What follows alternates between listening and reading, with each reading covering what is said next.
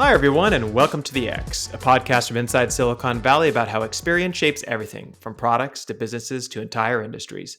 I'm Brian McLean, and I'm here with Demetrius Madrigal.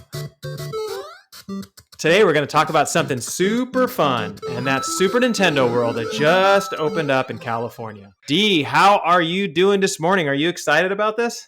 Oh yeah, this is going to be some interesting stuff. Actually, over the weekend, I started playing the old Super Mario World for Super Nintendo again. I have it Yeah. on the Switch. Uh-huh.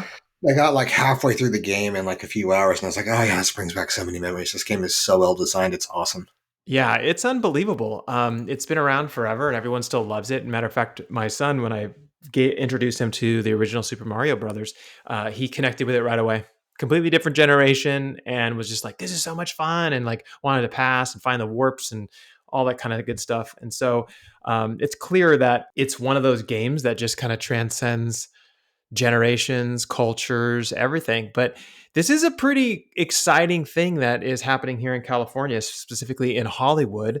Is Super Nintendo World is opening up at Universal Studios, and there's been a lot of talk about this. Apparently, it's been in the works for the last decade, and now it is here. It's interesting because yesterday you had sent me a couple videos of people who have done reviews and actually, went to the park, experienced it, and gave a really an honest feedback on it. And I feel like we're kind of getting both sides of the coin, so to speak, on the reviews. Like in one Mhm. sense, people are pretty excited about it. In the other sense, people are like, "Hey, like, should there be more?" So let's dive in and talk about this stuff. Awesome. So here's just some very, very, very high level basics of what's going on. So the new land includes a Mario Kart ride and a new restaurant called Toadstool Cafe. You could do meet and greets with all the characters. There's tons of merch to buy, pictures to get, a fully embedded kind of Nintendo experience. The theme park first released in Japan actually in 2021 and had a huge amount of success. And then they opened the one here in Hollywood just last week. And then two more are set to open in Florida and Singapore by 2025. What are your overall thoughts about this, D? Well, I think it's pretty awesome. I think Nintendo. I mean, if you think about the Mario games from their inception, they've been a little bit of a great experience, and you get into the 3D games, and they've been like this designed environment for people to experience, right? You go into the castles, like I'm thinking of Super Mario 64, right? Because it's one of the things that's referenced in the design of this world. Is you go in and there's this castle and you've got paintings on the wall. You can jump through the paintings to go to the different worlds and stuff like that. It is a 3D experience, like a space designed experience that's similar to what they do in the parks. Mm-hmm. Now they're kind of bringing this in. The one thing that I am really hoping that they'll do, I don't know if this is possible based on what we're hearing, and we can talk about it, is kind of expand out a bit more so that it's not strictly Mario focused Yeah. because, I love Legend of Zelda, I love Metroid, I love a lot of their other properties. As an F-Zero ride would be a ton of fun, but it's a little like we joke because we keep calling it Super Mario World when it's Super Nintendo World, or Yeah. yeah, Super Nintendo World. But there's only Mario, and where's the rest of Nintendo? There's so much stuff that they need to touch on. I find it to be an interesting choice to pick Universal Studios to do it. And the reason why I say that is because Universal Studios isn't like Disneyland, where they're kind of building out this massive land and constantly buying properties and like constantly expanding. It seems like there's like a whole series of one-offs that a lot of times are associated with movies and things like that. And then over time, those one-offs kind of disappear and then new ones come in. So I'm wondering, like, is this just a kind of moment in time? Like, we're going to do a little Nintendo thing for a while, and then when something's hugely popular in the future, we kind of, walk away from the Nintendo side of it? Or is this the beginning of something really huge, like you're talking about, the expansion of all these games across this Nintendo land, the growth of the park itself worldwide? And it's hard to tell at this point. It kind of does seem like they're introducing it in all these different areas because they want the world to kind of experience this land, but it's hard to tell whether or not the land itself is going to rapidly expand like you would see something done at Disneyland. Yeah, I feel like I feel like in some ways it makes sense because you look at what Universal Studios did with the Wizarding World of Harry Potter when it came out. It was something that actually rivaled Disney as far as the detail of the design of the land, right? And it was interactive, and it had story elements everywhere within the park. One of the things that is a little disappointing, I think, is that instead of it being its own standalone park, Uh-huh. um, like Disneyland is, where everything in there is Disney themed. You would hope that you would have that for a Nintendo world, where it's like, okay, you walk in and you're in Mario, and that's like your main square, and then it goes into other parts. You go into different lands, and there's Donkey Kong, and there's like we said, Zelda and Metroid and F Zero and Mario Party and all these other kinds of things. But by kind of containing it within Universal Studios, it might end up like the Harry Potter world, where it's like, that's been around for I think 20 years, and the Universal Studios one in Hollywood still only has two rides. So you'd hope that it would kind of expand beyond that. I think Harry Potter makes a lot more sense in some ways because it's Universal Studios and Harry Potter is a movie oriented thing, Hmm. where Nintendo is not, and you don't see a lot of Universal Studios games, right? Maybe that's one of the Yeah. reasons why they agreed to work with them. It is timed up with the Super Mario movie coming out, so maybe Yep. that's into it. I don't know if Universal Studios made that movie or not, but there's that tie-in. I think they are looking to expand out from just games into other experiences, though, and I think it's a good idea for them. Yeah, I think so too. I mean, from an experience standpoint, because you and I always kind of come from that angle, is the thing about users, think about guests, think about individuals that want to attend and view these things is that, and I've learned this from Disneyland in particular, is that things go stale very quickly. So Hmm. you come in, you experience something, and in your mind, if it's Disneyland, you kind of know that the next year when you come back, there'll probably be new things there for you to see. And you get to experience the old stuff, but you know the new stuff is always coming. And I feel like in this particular case, they have to be really careful because if everybody floods in and goes and visits this land, which apparently is quite small right now, and they have a lot of fun, or maybe they have a fun time, but they have 6 hour wait lines or whatever it is, right? Then in their mind, they have to know that more and more is coming to drive them to come back. And that's the difference between Universal Studios and Disneyland, in my perspective, is that like it's cool that they got Mario, and I think that's gonna drive a lot of people to Universal Studios Hollywood. But culturally, it's always been you go to Universal Studios once every 10 years and you go to Disneyland once every year. Yeah, or at least So if you're a Californian, in for California, sure, yeah, yeah. Sorry to right? phrase If that. you're Yeah. When you're in California. Yeah, Um, I mean, even schools, at the end of the year, take all the kids to Disneyland when they live close and stuff like that. So it's like yeah. kind of part of that. I'm going to ask you in particular. You're a Disneyland fanatic. You love it. You have a friend that works there. What is it that creates the cultural difference that makes people say, "I'm going to go back once every 10 years somewhere to Universal Studios, but I'm going all the time to Disneyland"? Like, get to the meat of it, D. Like, what is it? Well, for a little bit of context for anybody who's new to the podcast, within kind of the user experience and design communities in Silicon Valley and tech in general, Disney, even though they're not a tech company, they are kind of they're kind of in a way the originators, right? I mean, you look back at their history and things like storyboards, which are used extensively in product design. They were developed at Disney, and Walt Disney himself was involved with it. You go to the parks and you see the attention to detail and the types of experiences that they have and the way that they push technology, and they've always pushed technology. You were able to go to the parks and do things there, like you know 3D with Captain EO or Honey I Shrunk the Audience. There's like VR stuff that's been around for a very long time. You have we talked before about like one of the awesome things about Disneyland is that people will go there and they'll be willing to do things that they wouldn't do in their normal life. Like Yeah, you'll see like some 50 something year old biker with a huge beard on wearing Mickey ears that light up to the music, right? agreed. Yeah. And they just do things at a different level of detail. Like the fireworks show is one example, right? You go see a fireworks show anywhere else and they might be showing some fireworks, might be some music going on. At Disneyland, the fireworks are choreographed to the music so that it will when you have a big fanfare or a big drum beat or something like that, you'll the fireworks will happen in coordination with it. And you'll see like Tinkerbell flying by, and there'll be light shows, and they do all kinds of things that continually improve what's going on there. So one of the things I will tell people when they're, especially younger people who are in UX, I'm like, just go down to Disneyland, walk through the Grand Californian Hotel, just look around in the lobby and see all the little design touches that they put in there in order to make sure that people have a really strong immersive experience. And the same thing, we did a review a little while back. You can go back and listen to that podcast about my trip down to see the Star Wars Galaxy's Edge.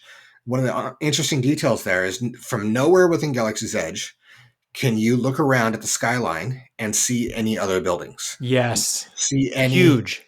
any Earth-based buildings. That way, no matter where you are, it always looks like you're on another planet. There's nothing there other than planes flying over, and they've actually had some conversations about like, is there a way they can get it so they don't see the planes flying over? But there's nothing to break your immersion, and that's the level of detail that they get when it's at Disney. And as you said, they're constantly changing. So I go, roughly once a year. Sometimes I try to get down there twice, but every time I go to my friend who was an Imagineer, now has gone back to working strictly within the park. And I just tell him, like, show me all the new stuff. And that's like an entire day just to see the new stuff that's been installed since the last time I was there. Yeah, it's funny that you talked about the airplane going over, because I was thinking after I left Galaxy's Edge, you know how when you're in Galaxy's Edge, it plays the sound of airplanes flying by, but they're obviously from Star Wars, right? The TIE fighters. The Yeah. TIE The fighters. TIE, the TIE engine sounds, and they somehow spatialize it. I think they just have a series of speakers, right? Where Yeah. it sounds like it's traveling through the air above your head. Yeah. It's Yeah. I awesome. would not be shocked if they correlated that with the flight patterns to make sure that as an airplane's going by, you actually hear the TIE fighters instead, as a way of distracting you from hearing the airplanes. It would not shock me at all if they did that. Well, it's Right. Because very that's doable, and there's no additional cost other than somebody actually looking up the flight patterns and creating the schedule. exactly right. So, but Mhm. here's another level of detail, and this one might shock people, is that I was told that in Cars Land, specifically, as you're kind of walking in on the rails, they actually paint rust to make it look like a rusty Yeah. old car. Like that level of detail, that very fine, specific detail that only, let's say, you and I talk about out of 10,000 people, matters to them. And I'm not saying that Universal doesn't try to do that or do that. I'm not saying that at all. All I'm saying is that when you compare yourself, whether it be Mario Land or the uh, what is it, the Harry Potter Wizards? What was it called again? Wizarding World of Harry Potter. Wizarding World of Harry Potter, right? Is that everything is calculated against that bar, Hmm. right? Like the smell that they pipe in Disneyland of ice cream on the streets, or the all those details, or even I heard that the Mickey hats actually like correspond. They'll certain ones that you get will actually blink with the music, Oh yeah. If you go right? to, I think it was the World of Color show in California Adventure, Yeah. you can get LED, like Mickey ears with LEDs embedded in them. And if you go to that show, it knows that you're at the show, and it will just start to kind of coordinate and play along with the music. And then if you look through the crowd, you'll see all these light up Mickey ears, all choreographed to the music. It's a pretty awesome experience. Yeah, one of the reasons why I'm actually bringing this up is not because I'm trying to make a comparison, but before I'm actually like visiting Mario Land. I shouldn't call it Super Nintendo World. Yes. It's that my bar is set high. My bar is Yes. set high. I expect that level of detail, especially with a game that I love and I've been playing for 30 years, right? And so let's talk a little bit about the details for the guests. These are things that we've been informed as it's just opened up last week. So basically, the guests enter through Princess Peach's castle. Hmm. And then they have this option basically to buy a $40 wristband that you put on, and it's called a power up band. And it allows you to play mini games within the land, unlock digital coins and badges, and all of that content actually gets pushed to this Universal Studios Hollywood app. And within the app, you can actually earn like prizes and different things like that. And it's this whole gaming experience. So you're basically, you pay your entrance to get in to go experience the land, and then you pay an extra $40 if you want to have this immersive experience using this band. You can choose from any character you want. It could be Mario, it could be Toad, and it coincides with the team you'll be part of. as you experience the land, and you earn your coins. And when I say team, that means anyone who entered the park or entered that land and chose to be Toad or chose to be Mario are part of the same team. And then when you leave, you can see how well your team did throughout the day. And so you're all kind of working together, which is a cool idea, right? Trying to get everyone together. It almost gets people talking like, "Oh, you're Toad, I'm Toad. Let's get as many points as we can. I want to win today." That kind of fun stuff. And then they also have the Mario Kart ride, which is called Bowser's Challenge, and it uses AR technology, or what they're calling transparent technology, to allow everyone to be part of kind of the social immersed experience of the story. So you're actually like going through the ride, but you're also seeing things through your AR glasses. So like a headset that you wear over your head, you could see through, you could see the ride happening, but you're also seeing other things kind of show up on the screen, and then you Mhm. experience or interact with those. So that's pretty much it when it comes to like what your experience looks like beyond exploring it, and then also attending the restaurant and trying out the different food options that they have there. So I'll say that the good news about all of this is that we haven't been there. Apparently, we're going to have to do some kind of a X podcast field trip in order to check this out. I know your Yeah. son would love to check it out. Um, the good thing is that the from everything that I've seen, the density of detail and the design of the entire space that is there is top tier. It Yes. is up there with Disney. Obviously, they did this with the Wizarding World of Harry Potter, where it is kind of there as far as like you look around, you see all the designs, you can reference them back to specific games and specific moments in specific games, and it's all there. The other thing is the interactive things with the power bands. I think have a lot of potential. Hmm. Um, the mini games that I saw were okay. They weren't necessarily groundbreaking, but if Nintendo is directly involved with implementing this, they are some of the best in the world when it comes to interactive experiences. That's one thing that Disney's not great at. Like uh, one of my complaints about like the Star Wars Land or Galaxy's Edge and the Smuggler's Run, which has a interactive element to it while you're kind of flying around in the Millennium Falcon. So it feels a little dumbed down, and the interaction isn't where I think it could be. Now, in Super Mario World, they could absolutely do this, or Super Nintendo World, excuse me. Um, I can imagine if they can integrate some of like levels from the old games, like play through, World 3-1 from the original Super Mario World, Yeah. or Super Mario Brothers, or the original Mario Brothers before Super Mario Brothers, or like have like a hidden arcade in there. It's one of the things that Disney will do, where they'll have an experience that you don't even know it's there. You got to like dig around and look and go into this museum and then go into a side door and then you walk in and there might be like this awesome experience there. They could totally do something like that where you walk in and it's all of the old Nintendo arcade games, right? Where you have like even maybe a Punch Out where Mario was the referee and stuff. You can do all kinds of things there. I think kind of the downside is from what I understand, it's really small. It's about the size of a cul-de-sac, which means that it's going to have limited ability to expand. And then the other thing is, I look at the Mario Kart ride, and it looks cool. And I've been on these kinds of rides before, like the new Spider-Man ride at California Adventure, and the old Toy Story Midway Mania in Hmm. California Adventure. Both kind of the same kind of ride where you're in like this. It's kind of a dark ride, which is a story-based ride, like you might be used to from like all the old Fantasyland rides, like Peter Pan and stuff. Those are all dark rides.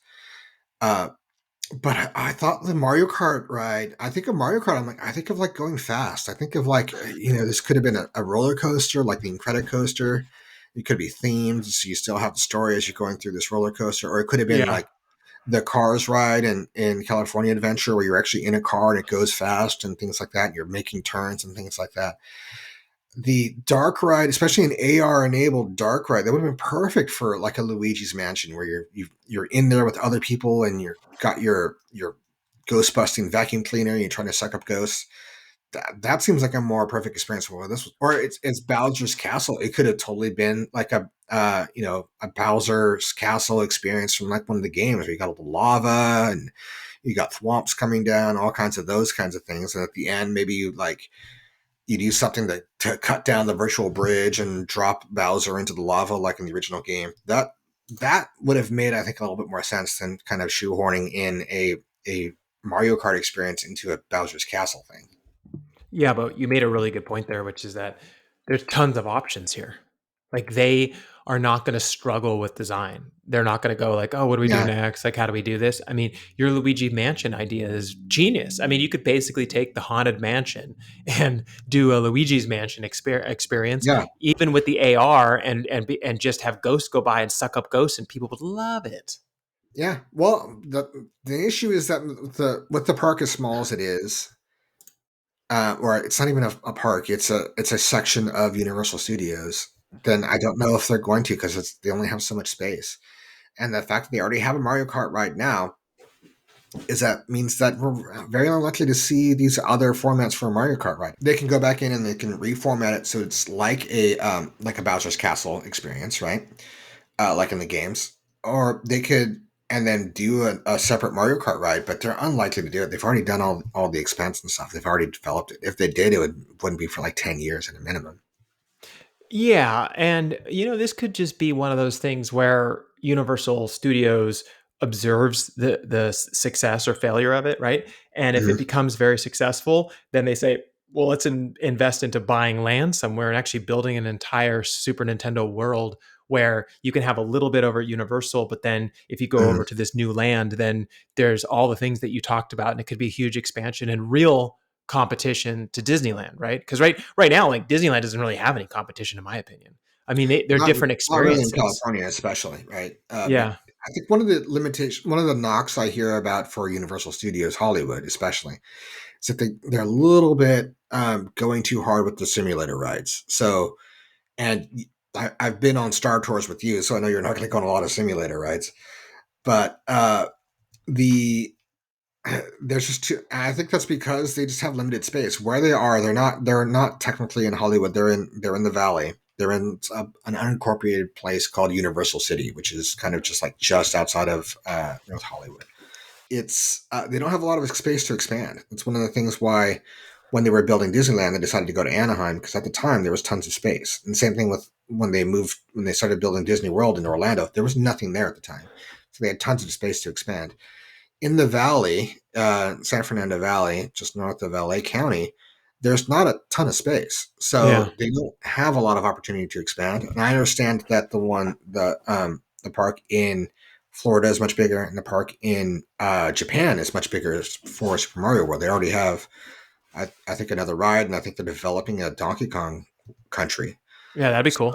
that would be awesome. That might be the go-to, but right now it kind of feels like the Hollywood experience might be pretty limited. Yeah, but they get creative. I mean, sometimes they build up, right? Mhm. They might be able to put things, in there that allows them to have like, you go into a building or something and have a second story or third story experience and things like that. I mean, they can get creative, Mhm. but I agree with you. It's tough. I mean, what Disney did with Disneyland and also their expansion into Florida and stuff like that is humongous, and it is kind of like paving the path for the next 100 years, right? Yeah, How about instead of building up? I mean, this is Super Mario World. How about building down? down. Yeah, Right? You go down into like an underground. Like, imagine you're walking around in Disney World and you see a ramp, and the ramp goes down, and you follow it, and the music changes. The music changes from the bright da da da da da da da to da da da da da, right? And you're in that yeah. underground experience, right? And everything looks different. You have different kind of maybe you have like the spiny shells walking around, whatever they're called. That could be really cool. That's a really interesting idea, D, from a UX perspective, is because you can actually like jump inside of a tube in Mario, right? Yes, yes. You You go go down into the the tube. tube and then it brings you down, and suddenly there's an entire world underneath Universal Studios. Yep.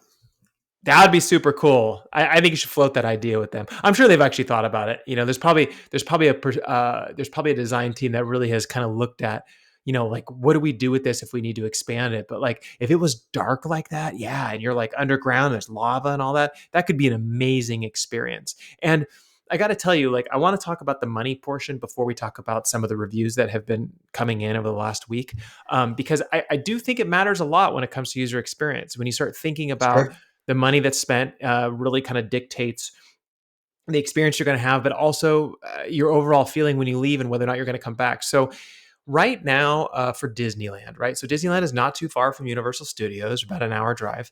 Um, Disneyland is essentially $120 per person per day. Now that doesn't include like any of those special packages for park hopping and stuff like that.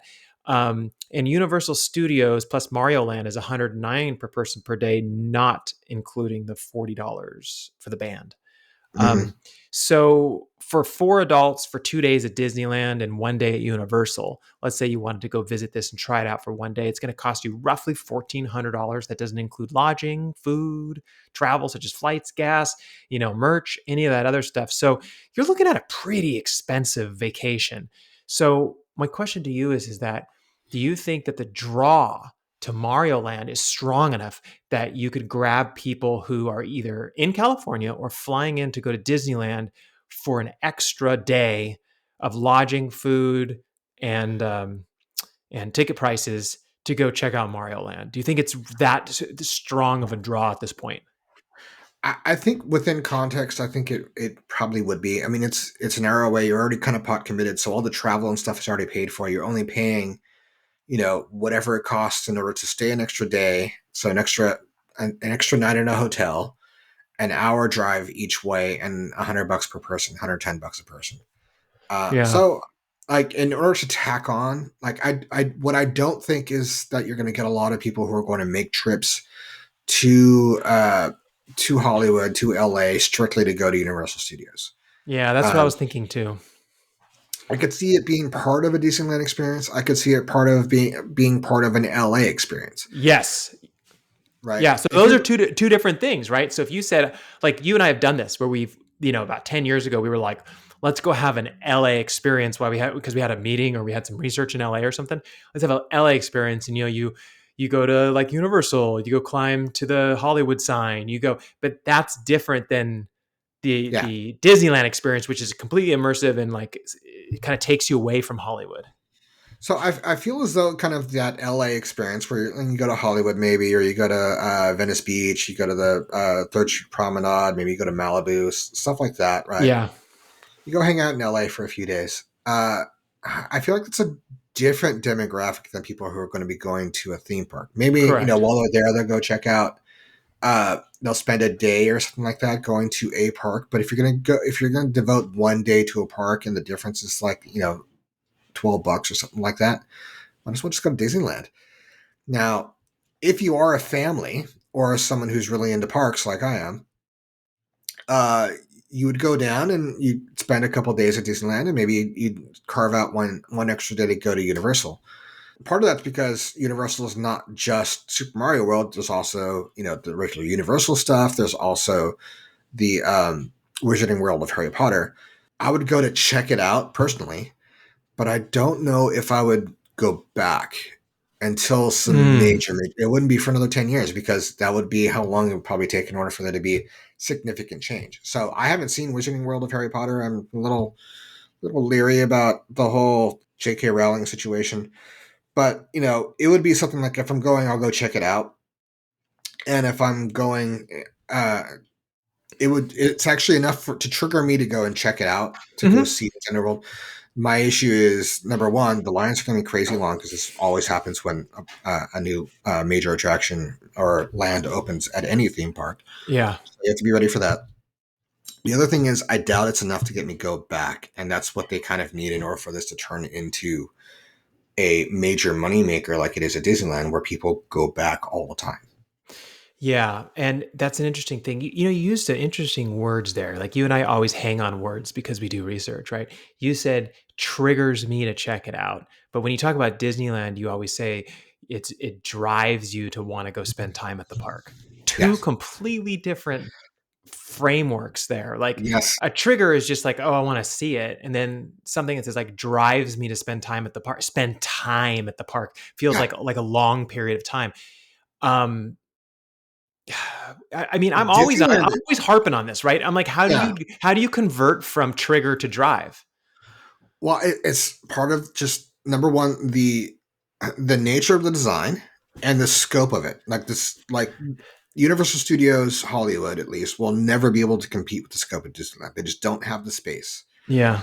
Not to mention the fact that some of their rides are, I mean, they have a mummy ride as one of their like the Brendan Fraser mummy, From like the and 90s? yeah, so Oh, that's one of okay. their main rides. So instead of having I mean, this is one of my issues, right? That is a roller coaster there. So instead of having a Mario Kart roller coaster, which is something that's going to end up being relatively timeless, you have a Brendan Fraser Mummy movie. Now I love Brendan Fraser, and I really enjoyed the Mummy movies, but like they haven't been relevant for a long time. On the other side of town, on the other side of LA, down in Anaheim, their equivalent to a mummy ride, I guess, even though it's not a roller coaster, is Indiana Jones, which is still one of the best rides I've ever been on in my entire life. It's one of my favorite rides in the world. And they're constantly changing it. They just added a few years ago a few effects to one of the rooms that you go in. So now there's like lights that like travel through the room like there's a curse going on. They're constantly updating it. One of the differences is between those two, between the density of the design and the nature of the experience and the scope of it, how it just seems to go on forever. It's much easier to do something with the density of design that you see in something the size of a cul-de-sac. Mm, It's so much harder to scale that out. So now it's like multiple square miles. And I go to Disneyland, and sometimes I feel like I kind of need to, in a sense, because it inspires me as somebody who works in product yeah. to think outside the box, to look at ways that people are doing things that nobody has done before, to kind of bring people into an experience that they wouldn't even agree to do in their normal life and gets them to engage. So for me, it's kind of night and day. You're right. Like we do go there and then we come away, we come out of that situation and we kind of take a lot of those learnings to our clients. Yeah, Because a lot of our clients say, "Well, how do I think differently about this?" Or like, "Does this detail really matter?" And that kind of stuff. And for them, it matters a lot. And to your point about the Indiana Jones, right? Indiana Jones franchise is continuing, as you know. There's another movie coming out, right? But yeah, that ride is my favorite ride of all at Disneyland. It's my number one ride of any ride that's ever been mhm, there. And when it was developed, it was amazing and exciting. And to this day, it feels modern, right? yeah. And so how they keep up with that, how they continue to make it exciting and kind of drive this new generation of kids into it, even though it doesn't have the same pull, I think that Mario does. I think like if I ask younger kids, and I have like, do you know Indiana Jones? They're like, kind of. I think I've heard of it, right? You say Yeah, Mario, and they're like, of course, right? So it's yeah. like they've got the brand. And actually, there's a part of me that kind of thought like I'm surprised that Disney didn't grab this Mario experience and kind of like figure something out with it because it feels like that's the same customer. I feel like Disney has been a bit of a laggard when it comes to gaming. Yeah. Most of the games are developed by outside companies. They haven't really invested in it. I don't know if they understand it quite the same way. So you talk to people who work at Disneyland, um, and they have this very movie culture to them. So everything is, you have technical elements to a ride, and then you have show elements. So it's like the show. The people who work there are cast members. The people who visit, they're guests. They're not users. They're guests. So it's like they're putting on this three-dimensional immersive movie. But a movie isn't interactive, which is why they're kind of just getting into some of these more interactive things now. And I think that's kind of what's one of the reasons why they've never really gotten to gaming in the same way. Yeah, I mean it's their next foray, right? It's like if I Long had to take overdue. a You look at how much money comes through, like the size of the industry from a dollar's perspective. Video games are so much bigger than movies. yeah, they can't Disney tends to not want to take on tasks where they won't be basically perfect at it, right? If you really think about it, right? Like Disney Plus is freaking phenomenal, right? Disneyland phenomenal. The friends I know that go to Alani and stay in Hawaii said they've never ever in their life had an experience that was so Oh yeah, comfortable and so pleasing, right? So like if they're going to get into gaming, they're going to need to wrap their brand, their culture, everything around that experience and do it right. And I don't think up to this point, maybe they've found that right experience yet. Maybe I think it comes down to kind of like their thinking and their culture is very like you're somebody who's watching, you're not somebody who's doing.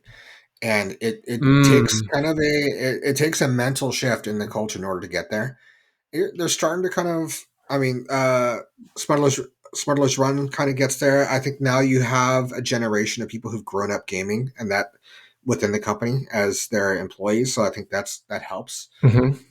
And they've always been, I mean, Walt Disney himself was kind of very technology forward in the ways that he developed his cameras and all those kinds of things. And if you go and get on Rise of the Resistance, which is going to be the best ride in the world for a while, it's in Galaxy's Edge. Yeah.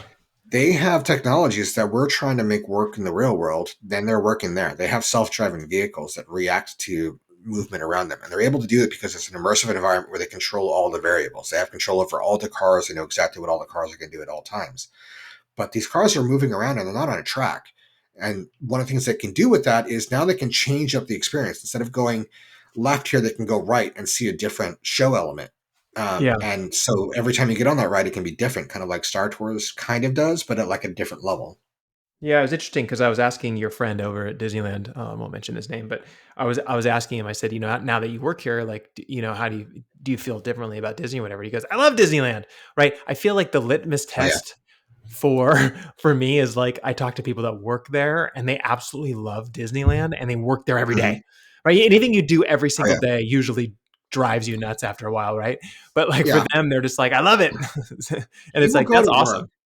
He will go to work when he doesn't have to. He will work a midnight shift when he doesn't have to, just because he's so passionate about the job, and he's been there for 10 years. I know. I love that about him. Like it inspires me. I think about it all the time. Like the conversations we've had with him where you guys brought me to the park and got to experience a lot of interesting things and he explained a lot of things. That level of passion is it's rare. Like there's not a lot of people that Yeah.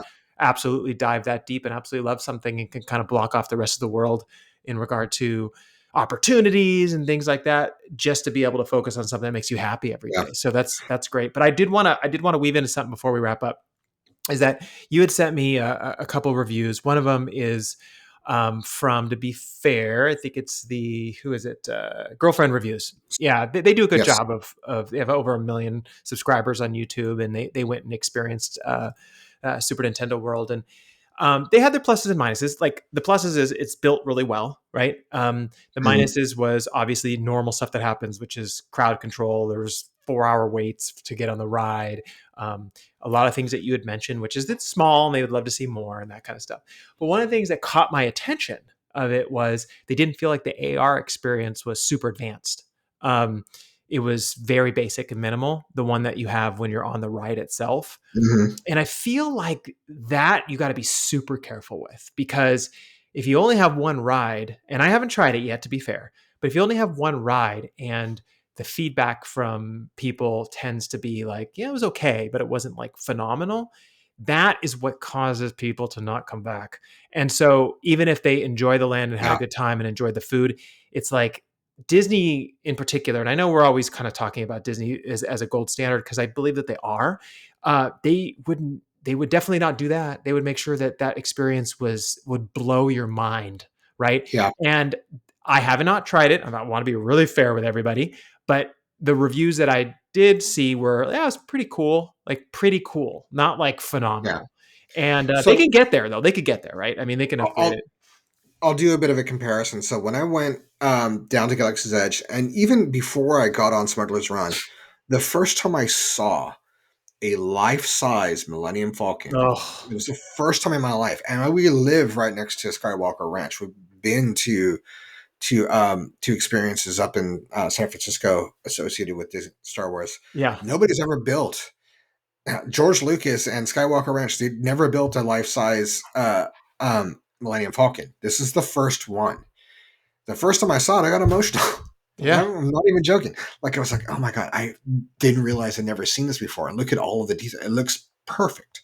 Then you get on and you pilot it, and it looks just like the cockpit from Star Wars. And as someone who grew up a Star Wars fan, I'm too old. It's the first Star Wars was still before my time. It was Yeah. came out years before I was born, but it was still just kind of mind blowing. And then the same thing was with Rise of the Resistance. And uh, sometime when you go down there and you talk to my connect with my friend, maybe we'll go together. When I got off that ride, it was just like an hour of like, how do they do this? How do they do that? Because even somebody who've worked in tech for over 15 years now, I was still like, how? It's just fascinating. Hmm. Now, imagine this, because you mentioned you brought up something in my mind when you mentioned Indiana Jones was your favorite ride. Yeah. My favorite ride is Space Mountain, Mm. and it's been around since the 70s. But imagine an indoor roller coaster like Space Mountain, but instead of being in one of the rocket cars that you're in, the rocket ship for Space Mountain, you're in a Mario Kart. Yeah. Instead of Yeah. being on the rail, you're on the Rainbow Road. Yep. And as you're going through the Rainbow Road, flying through space, and there's stars all around you, just like you're on Rainbow Road in the game. Shells are flying by, and you're seeing a Bowser cart spinning and things like that. You could layer on the AR on that. I don't know that you have to. You can go fully holographic or projection or practical, like they do at when they do the Hyperspace Mountain. They do a Star Wars version of Space Mountain in Disneyland. I feel like that's what Disney would do with a Mario Kart ride, and Yeah. the Oh, scope and scale of it would be like way above what I'm seeing so far for the Mario Kart ride yeah. now. And to be fair, we haven't been there, so we definitely are Yes. kind of armchairing this a little bit. But like the fact is that when the bar is set really high like that, you definitely start to make those comparisons in your mind, and I think it's a good thing. It actually, it raises the quality of things when you feel like there's another bar that is set higher. And I do think about that. I do think about like I did think, what is the thing about Indiana Jones that drives me? Is I think I always wanted to be Indiana Jones. Like in the back of my mind, after seeing it, I was like, I want to be this crazy explorer running through the jungle. It's like as a kid, right? Well, with Mario, it's like, what do you really want to be? You want to be racing his car, right? Yeah. So if you're not moving fast and you're not hitting bananas and spinning around and that kind of stuff, I wonder what it's like. And like I said, I am definitely going to try it out for sure. When we go at some point, I will experience it and we'll circle back and give an honest review of it. But I really, really hope it's as exciting as playing the games themselves. Well, I'm super happy that it did it. And Yeah, me too. what I've seen they have is really, really cool. Again, I'm comparing the Mario Kart ride to what I think was possible. Um, and I feel like I still feel like it's a bit of a missed opportunity, but it looks like a cool ride. Like you said, you could be in line for 2 to 4 hours and it's a 5 minute ride. So there's that. Um, the other thing is like, I hope when it comes to expanding that they start thinking a little bit differently and bigger in order from what's practical and somewhat easy to accomplish, and kind of like there's nothing in the Mario Kart ride that I haven't seen in other rides before. Absolutely. But I Yeah. hope they think about things a little differently. And I like if in Japan they're building a Donkey Kong Country. If they aren't able to somehow kind of simulate or evoke the experience of being shot out of a barrel, like in the old Donkey Kong Country games, Uh-huh. then they're missing an opportunity. Yeah, absolutely. Hey, last question about this before we wrap. If you were building a hotel around this, what would you do? Ooh, that's a good question. Uh, I mean, the obvious thing is that it's still a Mario themed hotel. Like it's based on, Princess Peach's castle. That would be the most obvious thing. Yeah. I think there's other opportunities where you could do like a Metroid ship. Oh, Like yeah. you're on the ship. Like that, I think they're doing something like that in Florida for a Star Wars experience. Yep. You could also do like a Legend of Zelda castle, or Hmm. with. I mean, if it was me, I would have orchards outside that looked like the Lost Woods. That'd be so cool.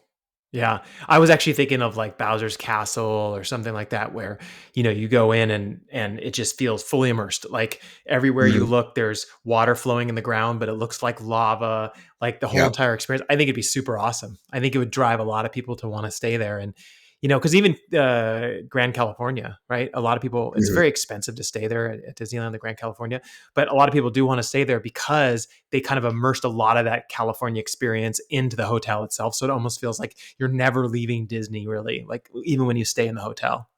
Yeah, it's a beautiful, beautiful hotel. It reminds me of the Awani in Yosemite to some extent, but Well, I think it was almost. crafted after that, wasn't it? I think it was Didn't inspired by it, but it Yeah, feels like it's at a bigger scale. Like the Awani is relatively small, yeah. um, but and you can't beat the environment. Like Yosemite is pretty much one of the most beautiful places on earth. So you look out the windows there, and you're not going to beat that. But it feels like it's inspired by that. You have huge, giant wood timbers and things like that that look like they came off of redwoods. They couldn't have because you can't do that with redwoods anymore. But it's just walking through the lobby, like I said before, the giant, giant fireplace that looks to me inspired by Hearst Castle's fireplace. You could fit a full size horse in there. Uh, and it's just an amazing, amazing experience just walking through that lobby. And it doesn't cost anything to walk through the lobby. If you're there, if you're driving through, if you're taking a road trip, swing through, jump off the freeway, park, walk through the lobby. It is awesome. All right. Well, I think this was fun. This is a wrap.